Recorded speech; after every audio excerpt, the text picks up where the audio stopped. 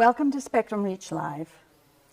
We're joining you from the Lakers studio at Sportsnet in Los Angeles. And I have the pleasure of introducing Kurt Kennedy, the Vice President of Automotive, Sales and Strategy. Good morning. I'm Patricia Pidgeon, Senior Director of Automotive Marketing and Strategy as well. And we are here excited to be in the studio with you to talk about the automotive industry for 2020. We were recently in Las Vegas. We were, and we're really pleased to be sitting in this really cool studio. Yes. We are. This is a phenomenal studio. And we were in Las Vegas for the National Automotive Dealership Association Conference recently. And we're very, very excited to bring the trends and forecasts to all of you today and share what we've learned, and also have a white paper that you can download later on as well if you want to read some more. So let's get into the night. We had a special guest, Jay Leno, who was at our client experience in Las Vegas.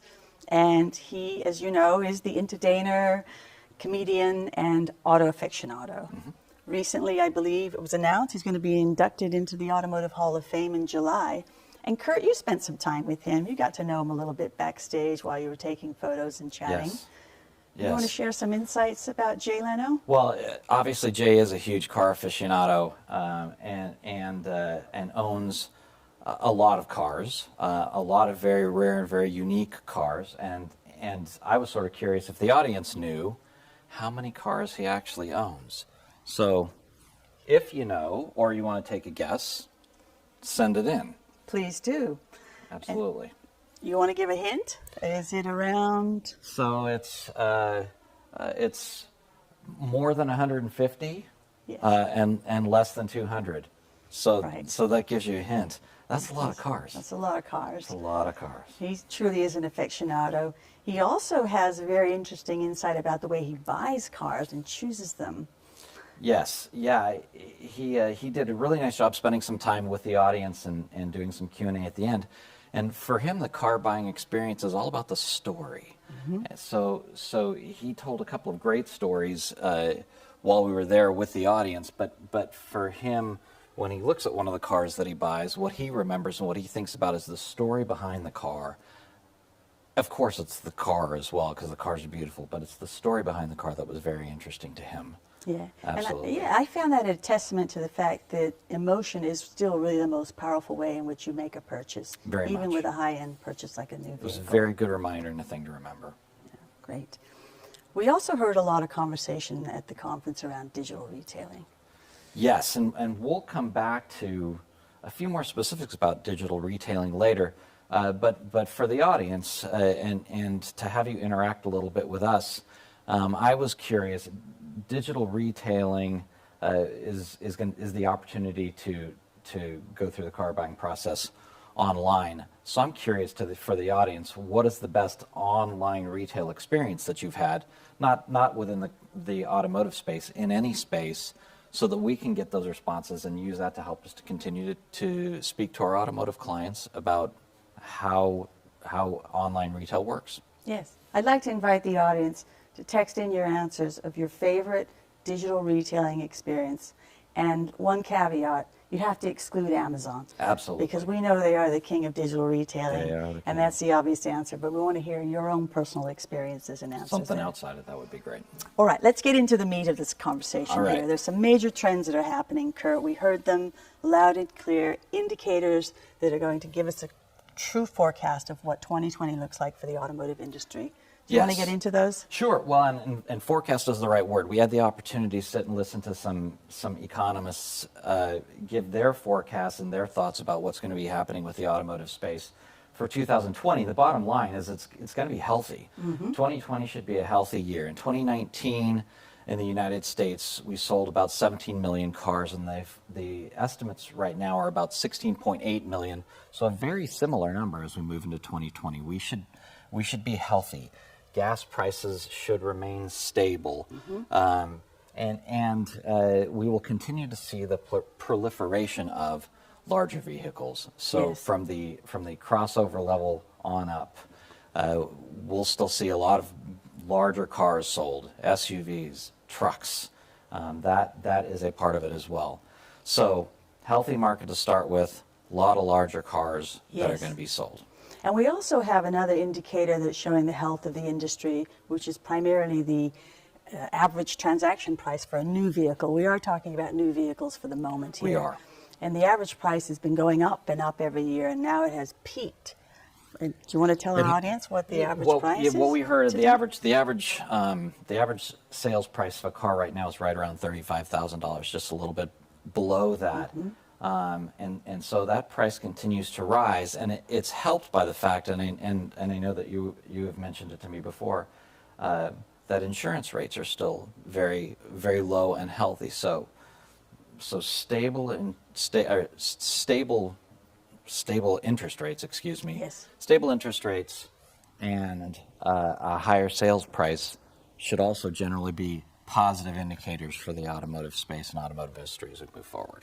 Yes, especially when we know that most people's car loans are about 72 months, and that makes it affordable to get into these new vehicles with an average price of $35,000. That's right.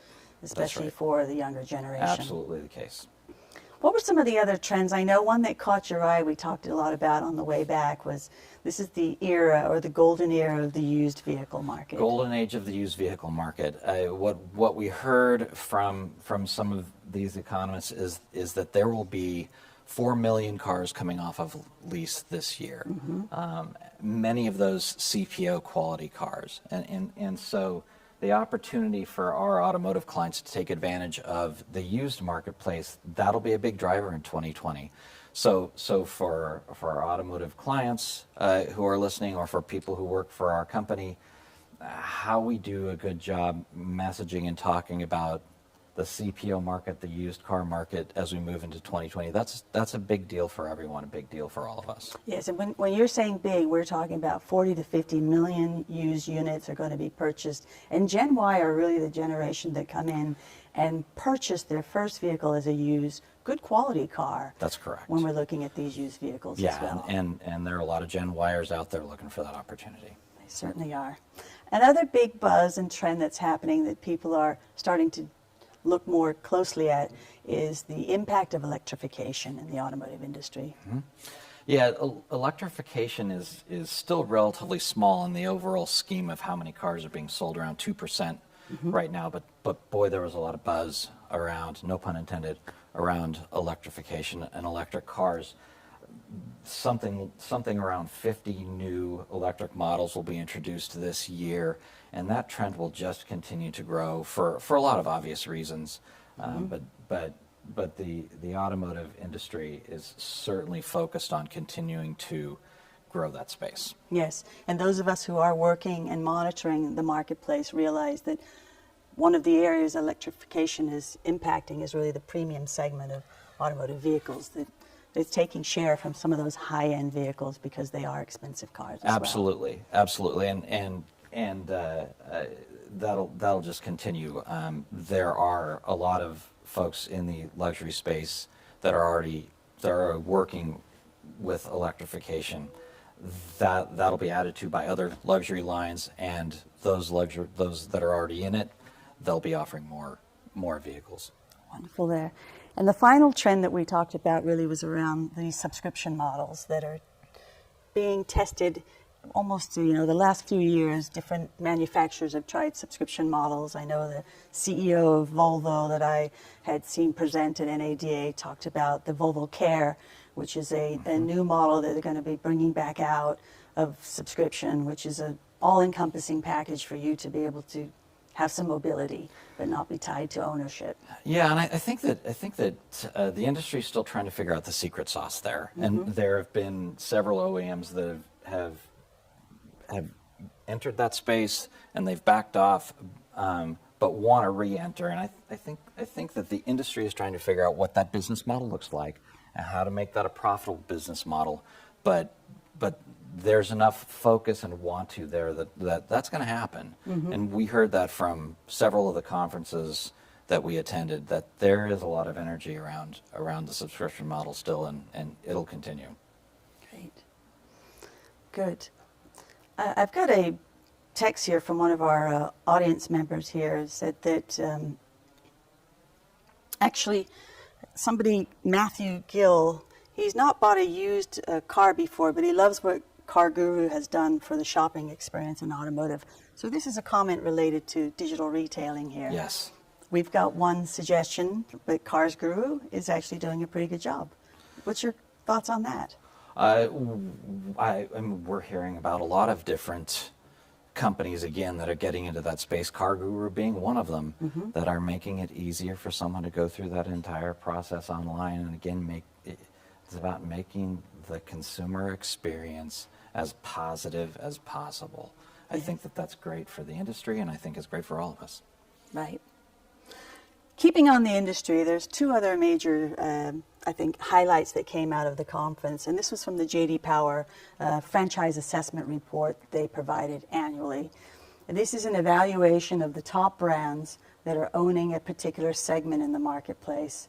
And I'm curious to ask our audience if they're aware, the segment that I'm interested most in is the high volume segment. This is where four manufacturer brands are actually owning or dominating the market share here in the U.S. That's 50% more of the share of cars on the road are owned by these four brands.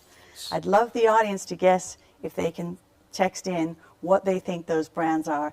And I'm also going to pick on you, Kurt, for a moment and say, what do you think those four top brands are? Thanks. So to clarify, those four brands account for 50% of the total automobiles on the road in the United States.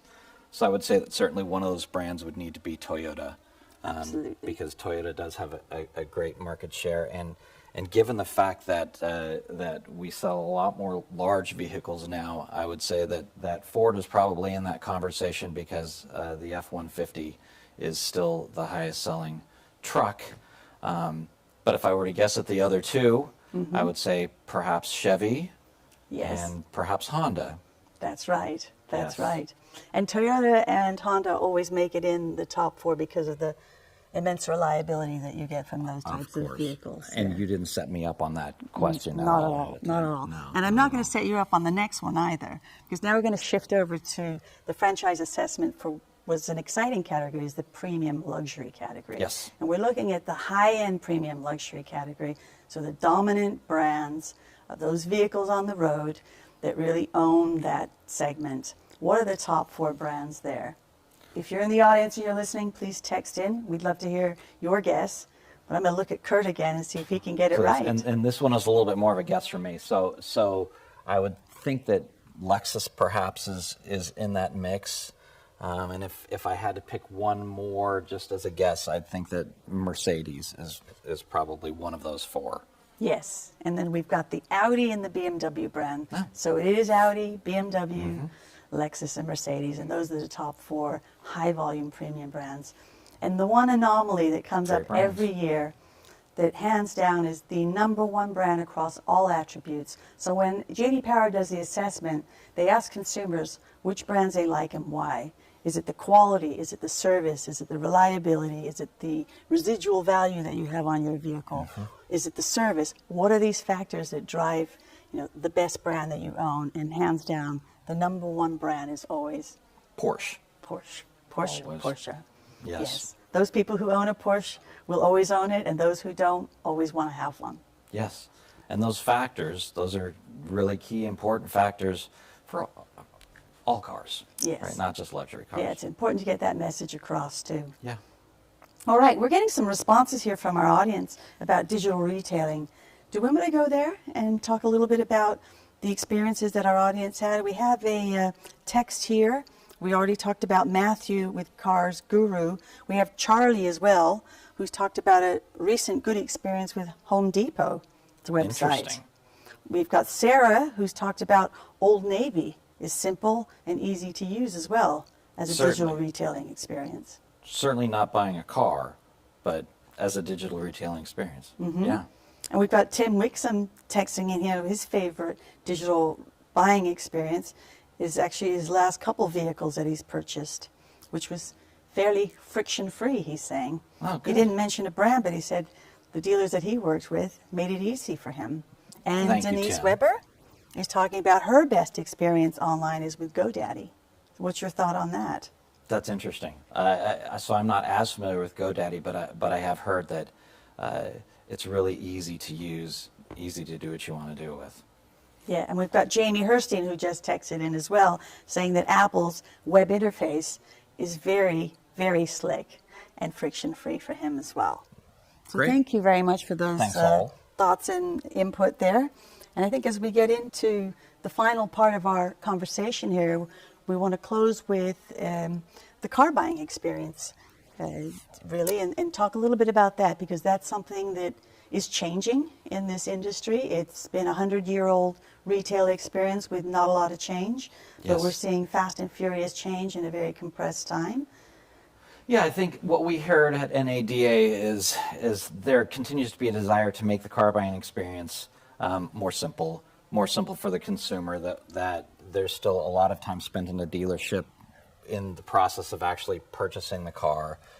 Hours is the term that's still used, and really, so to, on the one hand, to continue to make that easier and more compact, and then that does lead naturally into the digital retailing conversation, because if someone can go through the majority of the purchasing process online, that'll make it easier for everyone, and there's a lot of positive energy and want to within the industry around that as well. I think the industry is still generally, and what I heard at NAD is the industry is still working to catch up to the process and to the opportunity and understand the business model and how that's going to work. But it will work. It'll work eventually, because there's a lot of desire within the industry to make that work. So I think that's a big trend in the customer experience that we'll see continue to evolve as we move forward. Yeah, that's very hopeful, and we're looking forward to those changes there. And we would be remiss not to talk about sports sitting in the Lakers studio. Kurt, We would. we've got an exciting season coming ahead. Do you want to remind some of our viewers of what to be watching out for if you're a sports fan? Absolutely. And here's probably where I spent a little bit of time speaking very specifically about Spectrum Reach and some of our products. Sports sells, and sports sells cars. 45% of people who intend to buy a midsize SUV are watching the NBA playoffs. And so as we're sitting here in the Lakers studio, it would be ridiculous not to mention that. Yeah. March Madness is coming up, and that is upon us. The NHL playoffs are coming. Sports are year-round. Sports are a lifestyle experience. And the automotive business has a natural attachment to sports. Will continue to do so and needs to. Right. And we probably have to say Jay Leno's car, his number one car, the number of cars. Remember we talked about how many he owns? Yes. Did we want to tell our audience what that actual number is? Well, as of today, because I don't know if he purchased one yesterday or not, 189, I believe, is the number. 189 cars. Yes. Excellent. All right, then. Well, thank you very much. That's a wrap for today. And on behalf of Kurt, Kenny, and myself, appreciate your time. Go Lakers, and thanks for joining Spectrum Thanks Reach. all.